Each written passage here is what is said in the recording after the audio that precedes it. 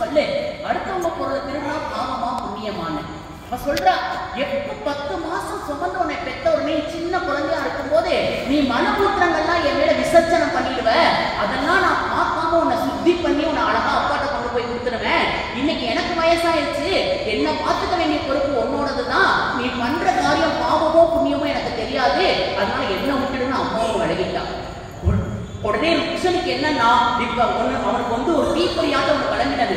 ஓ, பாவம்ன்றது ஒண்ணு இருக்கோ, ஒரு புண்ணியம்ன்றது ஒண்ணு இருக்கோ, அப்ப நம்ம பண்ணது தப்புதானோ அப்படின்னு நினைச்சான். திருப்பி நாரதர்கிட்ட ஓடி வந்தான். அந்த ருக்ஷன் ஓடி வந்து பாதத்துல விழுந்தான். குருவே, இந்த பாவத்தை யாரும் வாங்கிக்கிறதுக்கு ரெடியா இல்ல, இந்த பண்ண பாவத்துக்கு பிராயச்சித்தம் ஏதாவது இருந்தா சொல்லுங்களேன்னு சொன்னார்.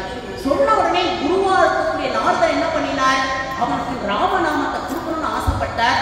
ராமான்னு சொல்லு, உன் பாவம்லாம் பொசுக்கி போயிடும் சொன்னார்.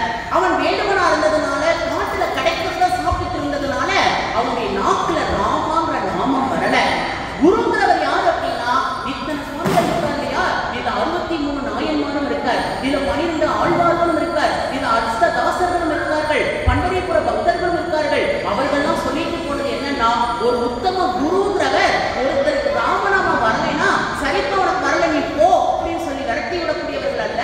அவர்கள் எப்படியாவது நம்ம நாட்டுல ராமநாமத்தை வரவழைத்து நமக்குள்ள இருக்கக்கூடிய நல்லதை வெளியே கொண்டு வந்து நம்மளை ஒரு ரோஜா புஷ்பமா மாத்தி அந்த தெய்வத்துக்கிட்ட கொண்டு போய் சேர்க்கிற வேலையைத்தான் இந்த அடியார்கள் செய்கிறார்கள்ங்கிறத நாரதர் மூலமா நமக்கு தெரிய வந்தது.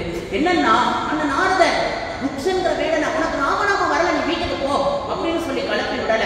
அவன் என்ன பண்ணார் அப்படின்னா, காட்டுல இருக்கிறதெல்லாம் காட்டினார். இது என்னன்னு கேட்டார். மரம்னு சொன்னான். திருப்பி சொல்லு மரா, திருப்பி சொல்லு மரா, திருப்பி சொல்லு மரா, மரா மரா மரா அப்படின்னு சொல்ல சொல்ல சொல்ல சொல்ல நம்மளே 10 தடவை சொன்னா மரா மரா மரா அப்படின்னு சொன்னா ராம ராம ராமங்கிற நாமம் நாக்குல வந்ததா. அந்த ராமநாமத்தை ருக்ஷன்ற நாக்குல வந்தது. அவன் உடம்புல குத்து கட்டுற அளவுக்கு உட்கார்ந்து ராமநாமத்தை ஜபம் பண்ணினான். மனைவியை விட்டான், குடும்பத்தை விட்டான், நாக்குல ராமநாமத்தை ஜபம் பண்ண ஆரம்பிச்சான். எந்த அளவுக்கு ராமநாமத்தை ஜபம் பண்ணான்னா, அவன் உடம்புல குத்து கட்டுற அளவுக்கு ஜபம் பண்ணினான். தெய்வம் சந்தோஷப்பட்டு அவன் இடத்துல வந்தது. தெய்வம் கேட்டது என்ன வரம் வேணும்னு. உடனே அவன் சொன்னா, இவ்வளவு ராமநாமத்தை நாக்குல கொடுத்தாரு என்னுடைய குருநாதர், அந்த குருநாதர் ஆதி குருன்னு ஒருத்தர் இருந்தார் நாரதர். அந்த நாரதர் வந்து சொல்லட்டும் சொன்ன உடனே அந்த நாரதர் திருப்பி பகவான் கூப்பிடுறார். நாரதர் வந்து, ருக்ஷாங்கிற பேர் உனக்கு போய் இனிமேல் வால்மீகின்னு ஒரு பேர் வரட்டும். ராமர் 14 வருஷம் கண்டகாரண்யத்துல நடந்தப்பிலிருந்து அவர் பாலபருவத்திலிருந்து எதெல்லாம் நடந்ததோ அதெல்லாம் நீ ஆதி காவியம்னு சொல்லக்கூடிய இந்த ராமாயணத்தை நீ எழுது அப்படின்னு சொன்னார். சுவாமி, நான் தான் ராமர் பிறக்கிற காலத்துல இல்லையே, நீ ராம நாமத்தை சொல்லி ஜபம் பண்ணி சித்தி பண்ணினதுனால ராமர் பிறந்ததிலிருந்து இப்ப வரைக்கும் விஷுவலா உனக்கு முன்னாடி எல்லாமே தெரிய வரும், நீ எழுத ஆரம்பின்னு சொல்ற. குருவுடைய துணை கொண்டும் தெய்வத்துடைய துணை கொண்டும் அந்த வால்மீகின்ற முனிவர் ராமாயணத்தை எழுத ஆரம்பிக்கிறார். அப்பேற்பட்ட ஒரு ருக்ஷன், ஒரு வேடன், ஒரு பொய் சொல்றவன், ஒரு திருடுறவன், அவனுடைய இடத்துல ராமாங்கிற நாமம் வந்ததுக்கு அப்புறம் ஒரு ஆதி காவியம் இன்னைக்கு வரை நம்ம கொண்டாடக்கூடிய அந்த ராமாயணத்தை எழுதின அந்த வால்மீகி எப்படி மாறினார்னா, ராமாங்கிற நாமம் ஒருத்தருக்கு வாழ்க்கையில வர்றதுக்கு முன்னாடி வாழ்க்கை எப்படி இருந்ததுன்னு தெரிய வேண்டாம். அந்த ராமாங்கிற நாமம் வந்ததுக்கு அப்புறம் அவர்களுடைய வாழ்க்கையில எல்லாமே ஏற்றமாதான் இருக்குங்கிறத நமக்கெல்லாம் அடியார்கள் வந்து சொல்லும் போதுதான் புரிய வருது. இந்த நாம் தெய்வத்துடைய நாமத்தை சொல்லி எத்தனை அடியார்கள் காப்பாற்றப்பட்டிருக்கார்கள் சொல்லிட்டே போகலாம். திரௌபதின்னு ஒருத்தி, அவ அலறினா, தேவனுடைய பெரிய சபை, 5 கணவர்கள் இருந்தார்கள். அந்த 5 கணவர்களும் எப்படி இருந்தார்கள், பராக்கிரமசாலியாக இருந்தார்கள். அவர்கள் என்ன ஆச்சு அப்படின்னா, அந்த மனைவியை வச்சு சூதாட்டம் ஆடினார்கள், தோற்று போனார்கள். தெய்வமே பக்கத்துல இருந்தது. தெய்வம் பக்கத்துல இருக்கும் போது அந்த தெய்வத்தை காட்டிலும் உயர்ந்தது எதுங்கிறத நமக்கெல்லாம் புலப்பட வைப்பதற்காகத்தான் திரௌபதிக்கு அப்பேற்பட்ட ஒரு இக்கட்டான சூழல் வந்தது. திரௌபதி என்ன பண்ணினார்னா, தான் மானத்தை தன்னால காப்பாற்றிக்க முடியும் நினைச்ச வரைக்கும் தெய்வம் உதவி பண்ணல. இந்த மானமோ தெய்வத்தினாலதான் கொடுக்கப்பட்டது நினைச்சு கைய 2 மேல தூக்கி கோவிந்தான அலறினும் போது அந்த கருணாமூர்த்தியா இருக்கக்கூடிய கிருஷ்ணர் வஸ்திரத்தை கொடுத்து திரௌபதி மானத்தை காப்பாற்றினான். அப்படின்னா இந்த நாமம் எப்பேற்பட்டது அப்படிங்கிறத நாம் உணர்ந்து கொள்ள வேண்டும். தெய்வத்தை காட்டிலும் ஒரு படி மேல அப்படின்னா நாமும். கபீர்தாசர்னு ஒருத்தர் இருந்தார். அவருடைய மனைவிக்கு ஒரு இக்கட்டான சூழல் வந்தது. அந்த நேரத்துல போலீசார் 2 பேர் வந்தார்கள். யார் அப்படின்னா லட்சுமண்ஜி ராமன்ஜின்னு 2 பேர் வந்து அந்த கபீர்தாசருடைய மனைவிய காப்பாத்தி விட்டு போகும்போது அந்த கபீர்தாசர் கேட்கிறார் அந்த ராமரை பார்த்து, ராமா என்னுடைய மனைவிங்கிறதுனால காப்பாத்தினியா? இதே போலதான் ஒரு மனைவியான சீத்தை அயோத்தியில துன்பப்பட்டு இருக்கும் போது நீ 10 மாசம் அளவிட்டு சீத்தையை நீ காப்பாத்தின, 10 நிமிஷம் கூட என் மனைவியை அளவிடாம காப்பாத்தினையே, உன்னுடைய பக்தன்றதுனால தானே என் மனைவி நீ காப்பாத்தின, ராமா உன்னுடைய கருணை எப்பேற்பட்டது. கபீர்தாசர் ஜலம் விட்டு அழுதினார். அப்பேற்பட்ட பாரத தேசத்துல நமக்கு ஒரு அழகான பிறவி. ராமநாம் என்ன பண்ணோம்னா ஒரு இக்கட்டான சூழல்ல கூட நம்மளை யார் மூலமாவது நம்மளை வந்து காப்பாற்றும் நம்ம குருநாதர் சொல்லியிருக்கார். நாம் செய்ய வேண்டியது என்னன்னா நாக்கு இருக்கு நாமம் இருக்கு.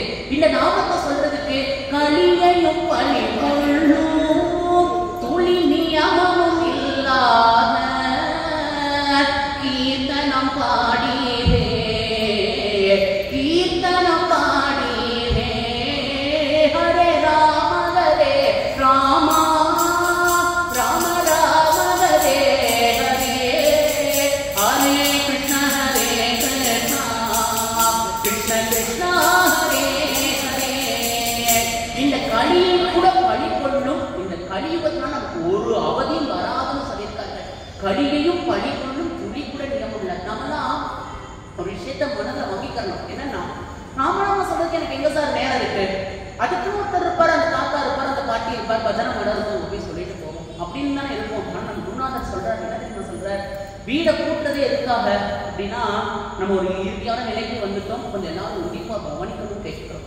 என்னன்னா ஒரு வீடை சுத்தம் பண்றது எதுக்காக அப்படின்னா வீட்டில் இருக்கக்கூடிய தூசி துப்பட்டைகளை தெரிஞ்ச மாசு கசடுகளை வெளியே தள்ளுறதுக்கு தான் கூட்டி தள்ளுறோம். ஆனா கண்ணுக்கே தெரியாத தீய சக்திகளை எப்படி சார் வீட்டை விட்டு விரட்டுறது அப்படின்னா நான் சொல்லல, குருநாதர் சொல்றார். கையில பெருக்குமாறு இருக்குன்னு நினைக்க வேண்டாம். கையில அந்த பெருக்குமாறு வச்சு கூட்டி தள்ளிட்டே இருக்கும் போது நம்ம என்ன சொல்லலாம் அப்படின்னா ஹரே ராம ராம ராம ஹரே ஹரே ஹரே கிருஷ்ண கிருஷ்ண கிருஷ்ண ஹரே ஹரே நாமத்தை சொல்லி கூட்டலாம். நாமத்தை சொல்லி கூட்டினா என்ன சார் நடக்கும்? கண்ணுக்கு தெரிந்த குப்பையை வீட்டை விட்டு வெளியே போகும் சார். கண்ணுக்கு தெரியாத தீய சக்திகளும் வீட்டை விட்டு வெளியே போகும். எந்த இடத்தில் ராமநாமா நடக்கின்றதோ அந்த இடத்தில் நம்மளை அறியாமல் ஒரு தெய்வம் வந்து இருக்கும். அவர் தான் ஆஞ்சநேயர் பெயர். உங்களுக்கு தெரியாதது ஒன்றும் இல்லை. நவாகம் நடக்க போதும் அப்படின்னா இதே மாதிரி பக்கத்துல கதை சொல்றவருக்கு பக்கத்துல ஒரு ஆசனம் போட்டிருப்பார்கள். அந்த ஆசனத்துல ஒரு கோலம் போட்டிருப்பார்கள். அந்த ஆசனத்துல 2 பூ வைத்திருப்பார்கள். ஆனா அந்த ஆசனத்துல யாரும் வந்து உட்கார மாட்டார்கள். கேட்டா என்ன ஐதீகம்னா இந்த இடத்துக்கு ஆஞ்சநேயர் வருவார் அப்படிங்கிற ஒரு ஐதீகம். இன்னைக்கும் உங்களுக்கு எல்லாம் தெரியும், ராமேஸ்வரம் ஒரு திவ்ய சேத்திரம். அந்த ராமேஸ்வரத்துல கண்கட்டி வித்தையாக ஒண்ணு காட்டுவார்கள். கையில தூக்குனா அந்த கண்ணு வெயிட்டா இருக்கும். அதே கல்ல அந்த தண்ணியில போட சொல்லுவார்கள். அது முதக்கும். என்னன்னா அந்த சீத்தையை பிரிஞ்சு வாடினார்கள் அந்த ராமச்சந்திரமூர்த்தி. அப்போ ஒவ்வொரு வானரமும் உதவி பண்ணினது. ஒவ்வொரு வானரமும் உதவி பண்ணும் போது ஒரு வானரம் சொன்னது, என்னால ராமா 5 யோஜனை தூரம் என்னால தாவ முடியும், தாவினா நான் கடலை டொப்புன்னு விழுந்துருவேன், சீத்தையம்மாவை என்னால பார்க்க முடியாதுன்னு சொல்லி விலகினது. இன்னொரு வானரம் கிளம்பினது, என்னால 20 யோஜனை தூரம் தாண்ட முடியும், நானும் கடல்ல விழுந்துருவேன், என்னாலும் சீத்தையம்மாவை பார்க்க முடியாது, மன்னிச்சுடு ராமான்னு சொல்லி விலகினது. ஒண்ணு சொல்லிட்டு அது சொல்லும் போது ராமருக்கு கொஞ்சம் சந்தோஷமா இருந்தது. என்னால இந்த கரையிலிருந்து அந்த கரை வரையும் தாண்டிடுவேன், ஆனா அந்த கரையிலிருந்து இந்த கரைக்கு வர சக்தி என்னிடத்துல இல்ல ராமா, என்ன மன்னிச்சுடுன்னு சொல்லி விலகினது. ஆனா ஒண்ணுமே சொல்லாம கைகளை கூப்பி சீத்தையம்மா இருக்கக்கூடிய திசையை நோக்கி நாக்குல ஸ்ரீராம ஜெயம் ஸ்ரீராம ஜெயம் ஸ்ரீராம ஜெயம் நாமத்தை சொல்லிட்டு ஒருத்தர் உட்கார்ந்துட்டு இருந்தார். யார் அப்படின்னா ஆஞ்சநேயர். அவர் மீது போய் கைய வச்சார் ஆஞ்சநேயர், நம்முடைய ராமச்சந்திரமூர்த்தி. ஆஞ்சநேயா நீதான் எனக்கு உதவி பண்ணணும்னு சொன்னார். ஆஞ்சநேயர் என்ன சொன்னார் தெரியுமா? ராமா என்னுடைய முயற்சிங்கிறது எதுவுமே கிடையாது, உன்னுடைய கருணைங்கிறது என்னிடத்துல வேலை செஞ்சா கண்டிப்பா சீதாமா நம்பசம் வருவார் அப்படிங்கறத சொல்லி ராமநாமத்தை சொல்லி ராமநாமம் சொல்லி அனுமன் கடலை தாண்டினான், மலையை தூக்கினான், மலை போன்ற துக்கமோ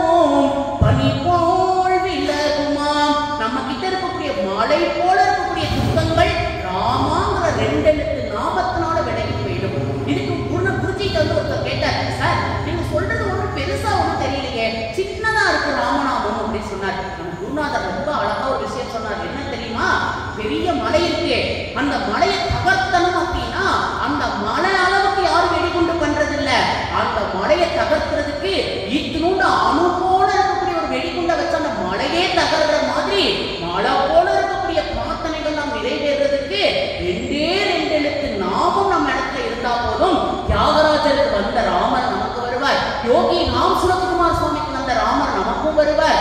எத்தனை அடியார்களுக்கு வந்து உதவி பண்ண தெய்வம் நம்மளையா கைவிட்டுட போகுதுன்னு கேட்டார். கேட்டவுடனே அந்த பக்தர் வியந்து போனார். என்ன காரணம்னா, ஆஞ்சநேயர் இடத்துல ராமநாமா இருந்தது. கண்டேன் கற்பினி கணியனை கண்களால் பாடிட்டே வந்தார். சீதையம்மா கூப்பிட்டு என் கண்களால் அந்த சுவாமியை நான் பார்த்தேன் அப்படின்னு சொல்லி பார்த்தார். கண்டேன் கற்பின் இனியனை என் கண்களால் சீதையம்மாவை பார்த்துட்டு இதோ உன்னுடைய சீத்தைன்னு ராமர் இடத்துல கொண்டு வந்து சேர்த்தார். எப்படி ஆஞ்சநேயா ராமர் கேட்கும் போது சொல்றார், பிரிந்து இருக்கக்கூடிய ரெண்டு பேரையும் ஒண்ணு சேர்த்தது யாருன்னா ஆஞ்சநேயர் நாம சொல்லுவோம் இல்லையா. ஆனா ஆஞ்சநேயர் சொல்றார், என்னுடைய முயற்சிங்கிறது எதுவும் கிடையாது ராமா, உன்னுடைய நாமம் என் நாமல இருந்ததுனால தான் பிரிந்து இருக்கக்கூடிய நாமம் ஒண்ணு சேர்ந்தோம்னு. நம்ம குடும்பத்திலே இன்னைக்கு எது எதுவோ சொல்றோமே, என் பேச்சை என் குழந்தை கேட்க மாட்டான் சார், என் பேச்சை என் மனைவி கேட்க மாட்டா சார், என் பேச்சை என் வீட்டுக்காரர் கேட்க மாட்டாருன்னு சொல்றோம் இல்லையா. நம்ம குருநாதர் சொல்றார், சாப்பாடு ஒண்ணு பண்றோமே, பண்ணும்போது நம்ம நாக்கு சும்மா தானே இருக்கு. அந்த சாதம் பண்ணும் போது ஹரே ராம ராம ராம ஹரே ஹரே ஹரே கிருஷ்ண கிருஷ்ண கிருஷ்ண ஹரே ஹரே. இந்த நாமம் என்ன அப்படி காத்துல போய் கலக்குதுன்னு நினைக்காதீர்கள். நாம் செய்யக்கூடிய சாதத்துல போய் அந்த நாமம் பதிவாகுது. அந்த சாதம் பிரசாதமா மாறுது. உள்ள போகும்போது அந்த சாதம் செய்யக்கூடிய வேலையை செய்து நமக்கு எது எனர்ஜியோ அதை கொடுக்க வல்லதுன்னு சொல்லியிருக்கார்கள். இன்னைக்கும் கோவில கொடுக்கக்கூடிய பிரசாதத்துக்கு ஒரு மகத்துவம் இருக்குமே. ஆனால் அந்த மகத்துவம் எதனால உண்டாகுதுன்னா, அந்த அர்ச்சகர் மாமா நாமத்தை சொல்லிட்டே பிரசாதம் பண்றதுனாலதான் அந்த பிரசாதத்துக்கு ஒரு உயர்ந்த ஒரு மகிமை இருக்கு. நான் சொல்லல, நம்மளுடைய ராமானுஜர் சுவாமி சொல்லியிருக்கார். ராமானுஜர் அவருடைய குருநாதர் திருக்கோஷ்டியூர் நம்பின்னு பேரு. அவர் இடத்துல போயிட்டு இந்த ராமநாமத்தை ஒரு முறை இல்ல, ரெண்டு முறை இல்ல, இன்னைக்கு நமக்கு சுலபமா கிடைச்சிருச்சு. 17 முறை, ஒரு முறை இல்ல, ரெண்டு முறை இல்ல, ஸ்ரீரங்கத்துல இருந்து மதுரைக்கு பக்கத்தில் இருக்கக்கூடிய திருக்கோஷ்டியூருக்கு 17 முறை நடந்து போறார். இப்பெல்ல போயிட்டு நாளைக்கு வா, இப்பெல்ல போயிட்டு நாளைக்கு வான்னு குருநாதரை கிளப்பி விடுறார். இப்ப 17வது முறை திருக்கோஷ்டியூர்ல இருக்கக்கூடிய சௌமிய நாராயண பெருமாள் அந்த குருநாதர் கனவுல போய் சொல்ற, என்னுடைய பக்தன் ராமானுஜன் வருவான், அவனுக்கு நீ நாமத்தை உபதேசிக்கவில்லை என்றால் நாமத்தை நானே அவனுக்கு எடுத்து வைக்க வேண்டியது வரும்னு சொன்ன உடனே, தெய்வமே வந்து என் கனவுல சொல்லியிருக்கு அப்படின்னா இந்த தெய்வ காரியம் தான் இது நினைச்சிட்டு ராமானுஜரை கூட்டிட்டு போறார். எங்கன்னா குருநாதருடைய உள் வீட்டுக்கு ஒரு கதவு பூட்டிட்டு உள்ள கூட்டிட்டு போயிட்டு சொல்றார், ராமானுஜருடைய வலது காதுல நாம சொன்னோமே, உளம் தரும் செல்வம் தந்திடும் இத்தனையும் சொல்லி இப்பேற்பட்ட நாமத்தை ஒரு இடத்துல சொல்றேன், நீ யாருக்கும் சொல்லக்கூடாது, அப்படி சொன்னீரானால் நரகத்துக்கு போவேன்னு குருநாதர் சொல்லி அனுப்புறார். உடனே சொல்லிட்டு காதுல வாங்கிட்டு நாராயணனுடைய நாமத்தை குரு கிட்ட இருந்து உபதேசமா வாங்கிட்டு ராமானுஜர் கிளம்புறார். எங்கன்னா ஸ்ரீரங்கத்துக்கு வரல, அதே ஊர்ல ஒரு கோபுரம் இருக்கு. இன்னைக்கும் அந்த கோபுரத்துல பெருமாள் நீங்க கோபுரத்துல ஏறிதான் தரிசனம் பண்ண முடியும். அந்த சௌமிய நாராயண சுவாமி கோபுரத்துல ஏறார். ஏறின உடனே ஆண்களே வாருங்கள், பெண்களே வாருங்கள், அடியார்களே வாருங்கள் கூட்டுறார். எதிராஜர் ஏன் மலைங்க ஏன் இந்த மேல ஏறாருன்னு சொல்லிட்டு எல்லாரும் அந்த கோபுர வாசல்ல வந்து நின்னார்கள். எதிராஜர் அந்த திருப்பாவை ஜீயர் அந்த ராமானுஜ சுவாமிகள் என்ன சொல்ல போறாருங்கிறத எல்லாரும் எதிர்பார்த்து இருக்கும் போது அவர் சொல்றார், என்னன்னா உளம் தரும் செல்வம் தந்திடும் அடியார் கடுதுயராகினவெல்லாம் அப்படின்னு பாசுரத்தை சொல்லி, பெற்ற தாயினுமாகின செய்யும் நலம் தரும் சொல் எதுனா பகவானுடைய நாமம், அதை நான் கண்டு கொண்டேன், நீங்க எல்லாரும் அனுபவிக்கணும்னு சொல்லி எல்லாருக்கும் ராமநாமத்தை வாரி இறைச்சிட்டார். இறைச்ச உடனே அந்த கூட்டத்தில் ஒருத்தர் ஓடினார். யார் வீட்டுக்குன்னா அந்த குருநாதர் வீட்டுக்கு, திருக்கோஷ்டியூர் நம்பி வீட்டுக்கு ஓடினார். ஓடி போய், குருநாதா நீங்க என்ன சொன்னீங்க ராமானுஜர்கிட்ட, நாமத்தை யாருக்காவது சொன்னா நரகம் சம்பவிக்கும்னு சொன்னீங்க இல்லையா, இப்ப ராமானுஜர் என்ன பண்ணார்னா ஊரையே கூட்டி எல்லாருக்கும் நாமத்தை கொடுத்துட்டார். அப்ப சொல்றார் நம்ம குருநாதர், வாரி இறைத்தாலும் ரத்தினம் ரத்தினமே அருமையில் அருமையான கீர்த்தன பாடிவே, ஹரே ராமதரே ராமா ராம ராமதரே ஹரே ஹரே கிருஷ்ண கிருஷ்ண கிருஷ்ண ஹரே ஹரே. இந்த நாமா எது மாதிரினா வைரக்கல்ல போல, ஏதோ வைரக்கல்ல பாசி அறுந்து போச்சுன்னா குப்பை தொட்டியில தூக்கி போட்டுட்டு போயிடுவோம். இருப்போம். ஆனா வைரக்கல் அருந்து போச்சுன்னா என்ன பண்ணுவோம்? அதை எப்படியாவது சரி பண்ணி திருப்பி கழுத்துல போட்டுக்கணும் தானே நினைப்போம். இந்த நாமம் அதை போலன்னே ராமானுஜர் எல்லாருக்கும் ராமநாமத்தை கொடுத்துட்டார். கொடுத்த உடனே இப்ப குருநாதர் கூப்பிடுற, குருநாதர் கிட்ட போயாச்சு. குருநாதர் கிட்ட போய் சொல்ற, ராமானுஜரை பார்த்து குரு கேட்கிறார், ஏன் ராமானுஜா நான் சொல்ற வார்த்தையில உனக்கு நம்பிக்கை இல்லையா? ராமநாமத்தை என்னுடைய அனுமதி இல்லாம எல்லாருக்கும் உபதேசிச்சேன்னா நீ நரகம் போவேன்னா சொன்னையே, உனக்கு நம்பிக்கை இல்லையா? இல்ல குருநாதா, ஒரு வார்த்தை எனக்கு நம்பிக்கை இருக்கு, 100க்கு 200% நம்பிக்கை இருக்கு. அப்புறம் ஏன் சொன்ன அப்படின்னு கேட்டார். ராமநாமத்தை நான் சொன்னா நான் ஒருத்த மட்டும்தான் வைகுண்டம் போவேன், இத்தனை பேருக்கு சொன்னார்கள்னா இத்தனை பேர் வைகுண்டம் போய் நான் ஒருத்தன் நரகம் போனாலும் பரவாயில்ல, அப்பேற்பட்டது இந்த நாமம். ராமானுஜ சுவாமி சொல்லியிருக்கார், இத்தனை பேர் சொல்லி நற்கதி அடைஞ்சாலும் பரவாயில்ல, நான் ஒருத்தன் நரகத்துக்கு போனாலும் பரவாயில்லன்னு சொன்னார். அப்பேற்பட்டது பகவானுடைய நாமம். அந்த நாமத்தை நாமளும் சொல்லி வந்தோமையானால் நம்முடைய வாழ்க்கையில நடக்கவே நடக்காதுன்னு நினைக்கக்கூடிய காரியங்கள் கூட பகவானுடைய அருளாலையும் குருநாதனுடைய அருளாலையும் சுலபமா நடக்குங்கிறதுக்காகத்தான் இந்த கலியுகத்துல பகவானுடைய நாமம் கதி அப்படிங்கிறத 63 நாயன்மார்கள், 12 ஆழ்வார்கள், அஷ்டதாசர்கள், எண்ணற்ற சாதுக்கள் இன்னைக்கு உட்பட சேங்கனூர ஸ்ரீ ஸ்ரீ கிருஷ்ணபிரேமி சுவாமிகள்னு ஒருத்தர் இருந்தார். உங்களுக்கு தெரியும், அண்மை காலத்துல தான் அவர் கடமை பதிச்சார். அப்பேற்பட்டவர் தான் நம்ம குருநாதருக்கு சீடர். நம்ம அவருடைய சிஷ்யர் தான் நம்மளுடைய குருஜி முரளிதர சுவாமிகள்னு பேரு. அவர்களிடத்துல நாங்கெல்லாம் கைங்கரியம் செய்கிறோம். அப்பேற்பட்ட குருநாதர் நம்மளிடத்துல சொல்லியிருக்கக்கூடிய ஒரு விண்ணப்பம் எது அப்படின்னா, நமக்கு கொடுத்த ஒரு கைங்கரியம் எது அப்படின்னா, நம்மளால முடிஞ்ச அளவுக்கு எல்லாருக்கும் ராமநாமத்தை கொடுக்கறது. உங்களுக்குலாம் ஒரு பிரசாதம் கொண்டு வந்திருக்கோம். என்னன்னா, ராமநாமம் எழுதுற நோட்டு. ராமநாமம் எழுதுற நோட்டு. அதை எழுதினா என்ன ஆகும்னா, மனசு ஒருமுகப்படும், நம்ம பிரார்த்தனை காரிய சித்தி ஆகும். நான் சொல்லல, காசியில ஒரு சுவாமிகள் இருந்தார். அவரிடத்துல ஒரு கஷ்டம்னு போனா அவர் என்ன பண்ணுவார் அப்படின்னா, என் பாக்கைக்கு ஒரு சிவப்பு கலர் பேனா இருக்கு, எதர்ச்சியாக எடுத்துட்டு வந்தேன், இதுக்குன்னு எடுத்துட்டு வரல, அந்த சுவாமிகள் இடத்துல ஒரு சிவப்பு கலர் பேனா இருக்கு. அவர் என்ன பண்ணுவார் அப்படின்னா, ஒரு ராமநாம பேப்பர் எடுப்பார், அதில் ஒரு 4 தடவை ராமான்னு எழுதிட்டு இதை எழுதி ஃபில் பண்ண அப்படின்பார். ஃபில் பண்ணி முடிக்கும் முடியும் என்ன ஒரு கஷ்டத்துல வந்தாரோ அந்த கஷ்டம் நிவர்த்தி ஆகுது. அப்புறம் ராமநாதனுடைய மகிமையா அந்த காசியில் இருக்கக்கூடிய அந்த ஐயா சொன்னார். இதுக்கு இன்னும் ஒரு உதாரணம் சொல்லி மட்டும் முடிச்சிடுறோம், கேளுங்க. மாயவரத்துல இருந்து அப்படியே தாண்டி தர்மபுரம் ரோடுக்கு போனோம் அப்படின்னா மூங்கில் தோட்டம் ஊர். அந்த ஊருக்கு முன்னாடி அழகா ஒரு இடம் இருக்கு, அறிவகம் அன்பகம் அப்படின்னு ஒரு இடம். நீங்க போயிருப்பீங்க. நமக்கெல்லாம் பகவான் என்ன பண்ணிட்டார் அப்படின்னு நம்ம ஒரு கேள்வி கேட்போம். ஆனா நான் சொல்றேன், பகவான் இப்பேற்பட்ட ஒரு அருமையான பிறவி கொடுத்திருக்கிறதே நமக்கு கிடைச்ச ஒரு பெரிய கிஃப்ட். ஏன்னா நமக்கு கண்ணு வேலை செய்யுது, நல்லா காது நல்லா கேட்குது, கண்ணுக்கு நல்லா வேலை செய்யுது, மனசு நல்லா வேலை பார்க்குது, கால் நல்லா நடக்குது. இதுவே நமக்கு கொடுத்துருக்கக்கூடிய இறைவன் கொடுத்துருக்கக்கூடிய ஒரு பெரிய கிஃப்ட். அங்க போனீங்க அப்படின்னா கால் இருக்கும், ஆனா காலால யாரும் நடக்க மாட்டார்கள், வயிற்றாலும் நடப்பார்கள். மூக்கு சரி சிந்தி அந்த சாதத்துல விழும். அந்த சாதத்துல விழுற மூக்கு சரி அவர்களுக்கும் தெரியும் அது சாதினான்னு. அதை எடுத்துட்டு போட்டு சாப்பிடணுங்கிற ஒரு புத்திமதி கூட அந்த குழந்தைகளுக்கு இல்லை. என்னன்னா, ஒரு பக்கம் கண்ணு மட்டும் இப்படி பெருசா வீங்கி எடுக்கும், ஒரு பக்கம் வயிறு மட்டும் ரொம்ப உப்பி போய் எடுக்கும். அதனால ஒண்ணுமே பண்ண முடியல. அப்படியே குப்பத்தொட்டில தூக்கி போட்டு போயிடுவார்கள். எனக்கு இப்படி ஒரு குழந்தை பிறந்திருக்கேன் அப்படின்னு. ஒரு காலத்துல ஒரு எக்ஸ் மாதிரி வளர்ந்து தூக்கி போட்டு போயிடுவார்கள். அப்பேற்பட்ட குழந்தைகளை எல்லாம் எடுத்து கொண்டு வந்து அந்த நிறுவனம் என்ன பண்ணுது அப்படின்னா, நாங்க பார்த்துக்கிறோம் அவர்கள் அப்படி சொல்லி வளர்க்கிறார்கள். அவங்க அந்த இடத்துக்கு பேர் தான் அன்பகம் பேரு. நம்ம குருஜி சொல்லுவார், ஏதோ நீ பர்த்டேவை வீட்டில் வச்சு கேட்க வெட்டுறேன் அதை வெட்டுறேன்னு செலிப்ரேட் பண்ணாத, இந்த மாதிரி உன்னுடைய குழந்தைய கூப்பிட்டு அந்த மாதிரி அன்பகம் இந்த மாதிரி இடத்துல போய் நீ செலிப்ரேட் பண்ணு. அப்போதான் நம்ம குழந்தைகளுக்கு தெரியும் நம்ம அப்பா நம்மளை எவ்வளோ நல்லா வச்சிருக்காரு அப்படிங்கிறது. நம்ம குழந்தைகளுக்கு அதை அறிவுறுத்தணும்னா அனுபவத்தில் கொண்டு வந்து நிறுத்தணும்னு நம்ம முன்னாடி சொல்லுவார். அங்கே ஒருத்தி இருக்கா, ஒரு பொண்ணு லட்சுமி பேரு. அவன் நம்ம குருஜி ஒரு தடவை அந்த ஆசிரமத்துக்கு போயிருந்தார். போய் ஒரு நோட்டை கொண்டு வந்து கையில கொடுத்தா அந்த லட்சுமி பாப்பா. என்ன கையில கொடுத்தான்னு திறந்து பார்த்தா அதில் ராமநாமம் எழுதி இருந்தது.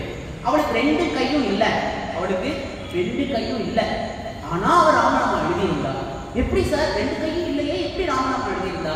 பகவான் 2 பெரு விரல் கொடுத்துருக்கா இல்லையா காலில், அந்த பெரு விரலால ராம ராம ராமன் எழுதி குருஜிட்ட கொடுத்த உடனே குருஜி கண்கள் இருந்து கண்ணீர் வந்துருச்சு.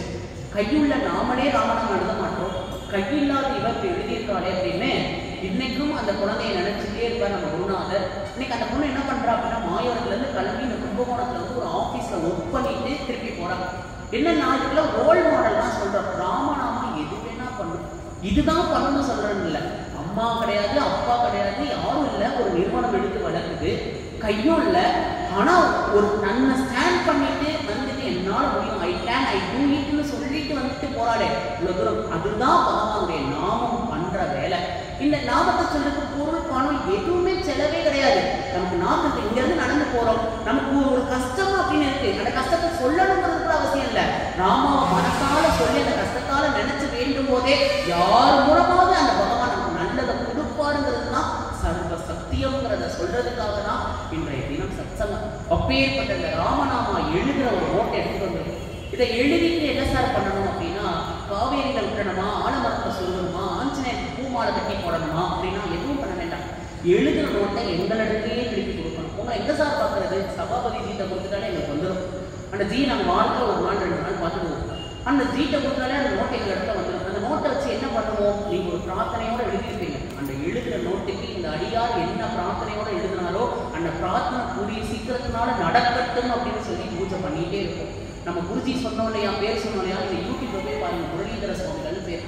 நம்ம தென்னகத்துல மட்டும் 54 இடங்கள்ல குருஜிக்கு நாமத்வார் அப்படின்னு ஒரு இடம். என்னன்னா குருத்வார், ஹரித்வார் இதெல்லாம் நம்ம கேள்விப்பட்டிருப்போம். இதென்ன சார் நாமத்வார் அப்படின்னா, காலையில ஒரு 3 மணி நேரம், சாயங்காலம் ஒரு 3 மணி நேரம் தொடர்ச்சியா யார் வந்தாலும் வராட்டினாலும் அங்க பகவான் இருப்பார் அப்படிங்கிறத வச்சுட்டு அங்க நாமம் கண்டினியூஸா நடந்துட்டே இருக்கும். சில ஊர்கள்லாம் அகண்டமா காலையில 6 மணிக்கு ஆரம்பிக்கிற நாமா இன்னி சாயங்காலம் 6 மணி வரை அதிசயமா இருக்கும். நமக்கு உலகத்தை ஏதோ அதிசயமா பார்க்கிறோம். திருவனந்தபுரத்துக்கு போயிருப்போம், போயிட்டு அனந்த பத்மநாத சுவாமியை சேவிச்சுட்டு ஓடியாது இருப்போம். அதே அனந்த பத்மநாத சுவாமி கோவிலுக்கு பக்கத்துல இன்னொரு சன்னிதானம் இருக்கு, போனா சேவிக்கணும். அவர் பேர் தான் என்ன பேர் அப்படின்னா, அங்க 24 மணி நேரமும் அபேதானந்தர்னு பேரு. அவர் பேர் அபேதானந்தர். 24 மணி நேரமும் அங்க ஹரே ராம ராத்திரி பகல நடக்குது. அவர் ஏற்றி வச்ச விளக்கு இதுவரையா அணையில. அவர் தூக்கி சொன்ன தம்புரா இன்னமும் பூமியில படல. என்ன, நான் இந்த கையில சப்பலா கட்ட வச்சிருக்கேன், 10 நிமிஷம் நாமா சொன்னேன், இதை கீழே வச்சுதான் இந்த பூமியில பட்டுச்சுன்னு அர்த்தம். ஆனா அவர் இந்த தம்புராவை கையில வச்சுட்டு ஹரே ராம ஹரே ராமா ராம ராம ஹரே ஹரே ஹரே கிருஷ்ணா ஹரே கிருஷ்ணா கிருஷ்ண கிருஷ்ணா ஹரே ஹரேன்னு சொன்ன நாமா அவர் சொல்லிட்டு இன்னொரு அடியார்ட்ட கொடுப்பார். அவர் தம்புரா போட்டு சொல்லிட்டே இருப்பார். இன்னொரு அடியார்ட்ட கொடுப்பார், தம்புரா போட்டு நாமா சொல்லிட்டே இருப்பார். இப்படி 24 மணி நேரமும் அந்த இடத்துல ராமநாமா நடந்துட்டே இருக்கு. திருவனந்தபுரம் அனந்த பத்மநாத சுவாமி கோவில் பக்கத்துல யாரு கேட்டாலும் சொல்வார். அப்பேற்பட்ட விசேஷமான இந்த மங்களங்கள் நிறைந்த இந்த பகவானுடைய நாமத்தை இன்னைக்கு எவ்வளவு அடியார்களுடைய பேரை நம்ம காதுல கேட்கக்கூடிய பாக்கியம் பார்த்தீர்களா? இதெல்லாம் என்னன்னா அடியனுடைய முயற்சியோ உங்களுடைய முயற்சியோ கிடையாது. இதெல்லாம் யாருடைய முயற்சினா பகவான் தான் நம்ம எல்லாரையும் ஒன்று சேர்த்து வச்சு இந்த ஒரு அருமையான சத்சங்கத்தையும் கொடுத்து இந்த மாதிரி ஒரு தொண்டு நிறுவனத்தோட நம்ம இணைச்சு வச்சு இந்த நவராத்திரி புண்ணிய காலத்துல நமக்கு இந்த ராமநாமத்தை காதுல விடும்படி பண்ணியிருக்கார். இந்த ராமநாமத்தை சொல்லுவோம். வாழ்க்கையில எல்லாமே நமக்கு ஏற்றம் தான் கிடைக்குங்கிறதுக்காகத்தான் இதை உங்கள் இடத்துல எடுத்துட்டு வந்து பதிவு பண்ணோம்.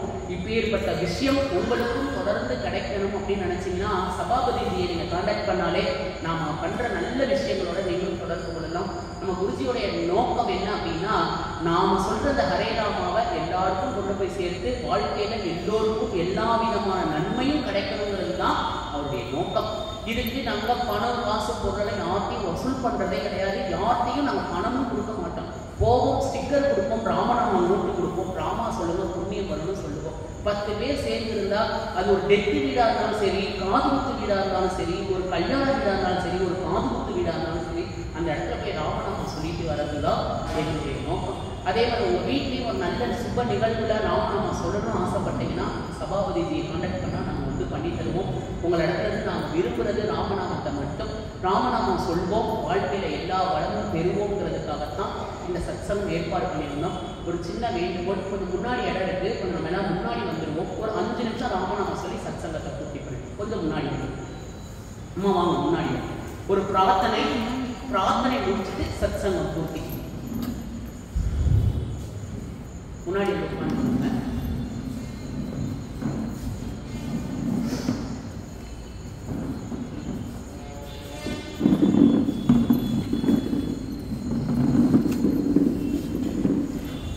ரொம்ப நன்றி. நம்ம எல்லாருக்கும் ஒரு பிரார்த்தனை என்ன உட்பட மைக்கை பிடிச்சி பேசுறோம், எனக்கு எந்த கஷ்டமும் இல்லைன்னு நினைக்காதீங்க. கஷ்டத்துக்கும் பகவானுக்கும் எந்த சம்பந்தமும் இல்லை.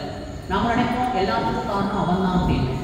கஷ்டத்துக்கும் பகவானுக்கும் எந்த தொடர்புமே கிடையாது. தீதும் நன்றும் பிறர் தரக்கூடியதல்ல, நாமளே வச்சுக்கிறது தான். அப்பேற்பட்ட அந்த பகவான் எல்லாத்திலையும் நீக்கமர நிறைஞ்சிருக்கக்கூடிய அந்த தெய்வத்தை இந்த இடத்துலையும் இருக்கார், உங்களுக்குள்ளேயும் இருக்கார். அப்பேற்பட்ட தெய்வத்தை நம்ம இந்த நேரத்துல மனமுருகி நாமம் சொல்லி வேண்டுறது தான் இந்த ஒரு சத்சங்கத்தினுடைய ஒரு முக்கியத்துவம். ஆனால் நம்ம எல்லாரும் ஒரு நிமிஷம் நிமிர்ந்து அமர்ந்து கண்களை மூடி ஒரு பிரார்த்தனை.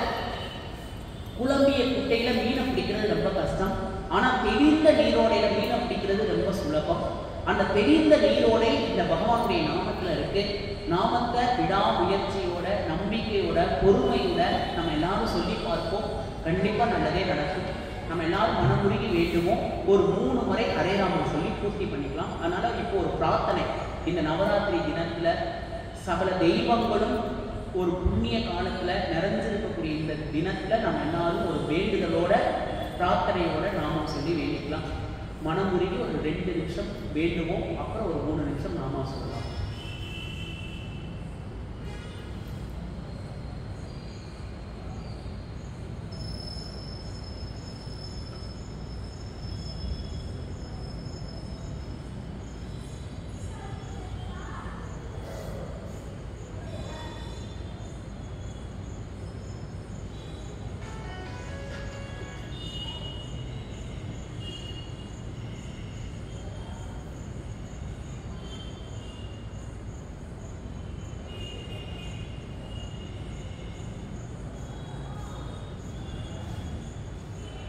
सद्गुरुनाथ महाराज की जय। गोपिका जीवन स्मरणम गोविंदा गोविंदा। राधे राधे। நம்ம எல்லாரும் ஒரு பிரார்த்தனை பண்ணிருக்கோம். அந்த பிரார்த்தனை நிறைவேறுறதுக்கு தான் இவ்வளவு தூரம் இந்த ராமநாமத்துடைய மகிமையை நம்ம சொன்னோம். இப்ப மைக்கை நானும் ஆஃப் பண்ணிட்டேன். ஏன்னா நீங்க மைக்ல சொல்றீங்க, உங்க சப்தம் பெருசா இருக்கும். நாங்களாம் மைக் இல்லை, நாங்கள் ராமநாமத்தை சொல்கிறது எங்களுக்கு காதில் உங்களுக்கு கேட்காம இருக்கும் அப்படின்னு சொல்லலாம். நான் மைக் ஆஃப் பண்ணிட்டேன். சப்தமாக நான் ஒரு முறை சொல்கிறேன், சப்தமாக சொல்லுங்கள். ஏன் அப்படின்னா 10 நிமிஷத்தில் அடியெடுத்து கிளம்பிடுவேன். 9:45 பார்க்காதீங்க. நமக்கு ஒரு நல்ல நேரம் தியாகராஜ சுவாமிகள் சொல்கிறார், எந்த நேரம் நல்ல நேரம்னு கேட்கும்போது ராமநாமா சொல்கிற நேரமெல்லாம் நல்ல நேரம்னு சொல்லியிருக்கார். இந்த நேரத்தில் இவ்வளோ தூரம் நம்ம பொறுமையாக இருக்குது தெய்வ குலத்தை கேட்டிருக்க நமக்கு கண்டிப்பா தெய்வம் நமக்கு நல்ல தகுந்த பலனை கொடுக்கும், உரிய காலத்துல கொடுக்கும், நம்ம இடத்துல கொண்டு வந்து சேர்க்கும் அப்படிங்கிறதுல எந்த சந்தேகமுமே வேண்டாம். அதனால இப்ப நம்ம ஒரு முறை உச்சரிக்கிறோம். அதை போல நீங்களும் சப்தமா இப்ப சொல்ற இந்த அரங்கத்துல நம்ம முடிஞ்சளவுக்கு சப்தமா சொல்லிருக்கேன்.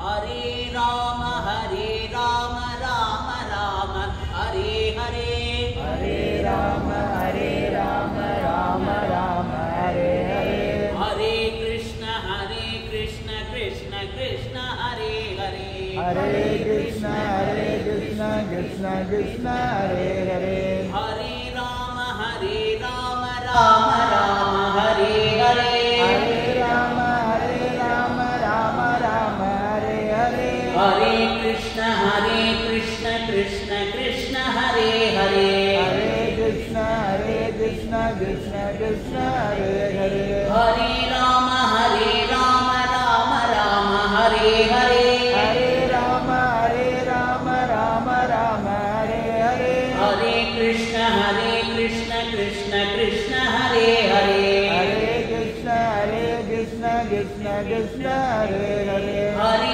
ராம ராம ராம ஹரே ஹரே, ஹரே ராம ராம ராம ஹரே ஹரே, ஹரே கிருஷ்ண கிருஷ்ண கிருஷ்ண ஹரே ஹரே, ஹரே கிருஷ்ண கிருஷ்ண கிருஷ்ண ஹரே ஹரே, ஹரே ராம ராம ராம ஹரே ஹரே, ஹரே ராம ராம ராம ஹரே ஹரே, ஹரே கிருஷ்ண கிருஷ்ண கிருஷ்ண ஹரே ஹரே, ஹரே கிருஷ்ண கிருஷ்ண கிருஷ்ண ஹரே ஹரே, सद्गुरुनाथ महाराज की जय।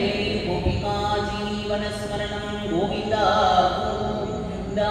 हर हर नमः पार्वती पदे, हर हर महादेवा। தென்னாடுடைய சிவனே போற்றி, எந்நாட்டவர்க்கும் இறைவா போற்றி. ஸ்ரீ ஆஞ்சநேய சுவாமிக்கு ஜெய். ராம ராம ராம ராம ராம ராம ராம ராம ராம். ராதே ராதே. ரொம்ப விசேஷமா அந்த நாமத்தை நம்ம சொல்லியிருக்கோம். கண்டிப்பா சொல்றோம், உங்க மனசுல ஒரு பிரார்த்தனையோட இந்த நாமநாமத்தை சொல்லியிருக்கீங்க. அந்த சொன்னதுடைய பலன் கண்டிப்பா கூடிய சீக்கிரத்தில் பகவானுடைய அருளால நமக்கு எல்லாருக்கும் நல்லது கிடைக்கும். செவுத்துல ஒரு பந்தை இருந்தா ஸ்லோவா இருந்தா ஸ்லோவா நம்ம இடத்துல வரும். அதே ஒரு ஃபுல் ஃபோர்ஸோட இருந்தா அது ஃபுல் ஃபோர்ஸோட நம்மகிட்ட வர்றதை போல இந்த நாமத்தை இதோட விட்டுடாம உங்களால முடிஞ்ச அளவுக்கு நீங்க சொல்லிட்டே வாருங்கள். நல்லதெல்லாம் கண்கூடாக நமக்கே தெரியும். அப்பேற்பட்ட உயர்ந்தது இந்த பகவானுடைய நாமம். உங்களுடைய வீடுகள்லையோ ஒரு பொது நிறுவனங்கள்லையோ ஏதாவது ஒரு இடத்துல இந்த மாதிரி ராமநாமம் சொல்லணும், 10 அடியார்கள் இருக்காங்க வந்து பண்ணி கொடுங்கன்னு சொல்லி நீங்கள் விரும்பினீர்களானால் நாங்கள் பண்ணுவோம். ஏன்னா இதெல்லாம் புரட்டாசி மாதமாக இருக்கிறதுனால நிறைய பெருமாள் கோவில் நிறைய இடத்துல நவராத்திரியில் எங்களுக்கும் இந்த ஒரு வாய்ப்பு கிடைச்ச மாதிரி நாங்கள் நிறைய ஊர்களில் போய் பண்ணிட்டு இருக்கோம். மாயவரத்தை சுற்றியே நிறைய இடங்களில் குட்டி குட்டி கிராமம், நமக்கு இடம் பொருளெல்லாம் எதுவும் பார்க்கவே மாட்டோம். ஒரு தெருவில் கூட உட்காந்து நாமா சொல்லுங்கள் சார் அப்படின்னு சொன்னால் அங்கே கூட 10 அடியார்கள் தான் சொல்லிட்டு வருவோம். அதனால் இந்த நாமத்தை நம்மளும் சொல்லுவோம். வாழ்க்கையில் எல்லா வளமும் பெறுவோம். உங்கள்கிட்ட வேண்டி விரும்பிட்டு உங்களுக்கு ஒரு பிரசாதம் இருக்குது ராமநாமம் எழுதுகிற நோட்டு. அந்த நோட்டில் நீங்கள் ஒரு பக்கம், உங்கள் குழந்தை ஒரு பக்கம், உங்கள் அப்பா ஒரு பக்கம், உங்கள் பொண்ணு ஒரு பக்கம், எல்லாரும் சேர்ந்து கூட அந்த நோட்டை ஃபில் பண்ணிவிட்டு இந்த இடத்துல சபாபதிஜிகிட்ட கொடுத்துடுங்க. வேணும்னா அவர்கிட்டே அந்த நோட்டு தரோம். நீங்கள் புதுசாக வாங்கிட்டு கூட நீங்கள் எழுதலாம். உங்கள் கோவில்களில் எங்கேயாவது நாம சொல்லணும்னா அவரை தொடர்பு கொண்டால் எங்கள் இடத்துல வந்து சேரும். உங்கள் எல்லாருக்கும் இவ்வளோ தூரம் கதை கேட்ட எல்லா அத்துணை அடியார்களுடைய பாதங்களை பணிந்து நமஸ்கரிச்சுக்கிறோம். மேலே எல்லோருக்கும் எல்லா விதமான நன்மையை நடக்கட்டும் பகவான்கிட்டையும் குருநாதர்கிட்ட பிரார்த்தனை பண்ணிக்கிறோம். இந்த அரிய வாய்ப்பு கொடுத்த இந்த நிறுவனங்கள் அனைவருக்கும் இந்த தொண்டு செய்த எல்லாருடைய நல்ல உள்ளங்களுக்கும் எங்களுடைய மனமார்ந்த நன்றியையும் தெரிவிச்சுக்கிறோம். சத்குரு மகாராஜிக்கு ஜெய். கோபிகா ஜீவன ஸ்மரணம் கோவிந்தா கோவிந்தா. ராதே.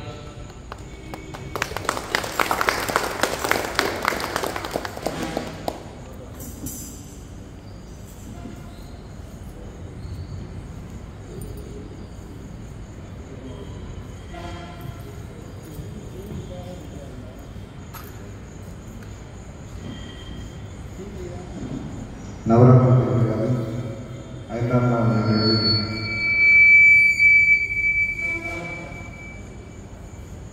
நல்லதொரு சிறப்பான சொற்பொழிவை அனைவருக்குமாக இங்கே அருளை செய்த மகாராணிய குரு ஸ்ரீ ஸ்ரீ முரளிதர சுவாமிகள் அவர்களுடைய சீடர் ஸ்ரீ உத்தவ்தாஸ் அவர்களுக்கு பாதப்பணிக்கு நன்றிகள் தெரிவித்துக் கொள்கின்றோம். இந்த நவராத்திரி திருவிழா நடக்கிறதுக்கு முக்கிய காரணம் அப்படின்னு எடுத்துட்டா கோணக்கரை பத்மநாப சுவாமிகள் அவர்கள் தான். காரணம் என்ன அப்படின்னா, சுவாமிகிட்ட போகும்போது போன வருஷம் சாமிகிட்ட குழுவுக்கு முன்னாடி போகும்போது சொன்னாங்க, இந்த மாதிரி விஷ்ணுபுரம் போயிட்டு வாங்க, விஷ்ணுபுரத்தில் குழு வச்சுருக்குறாங்க.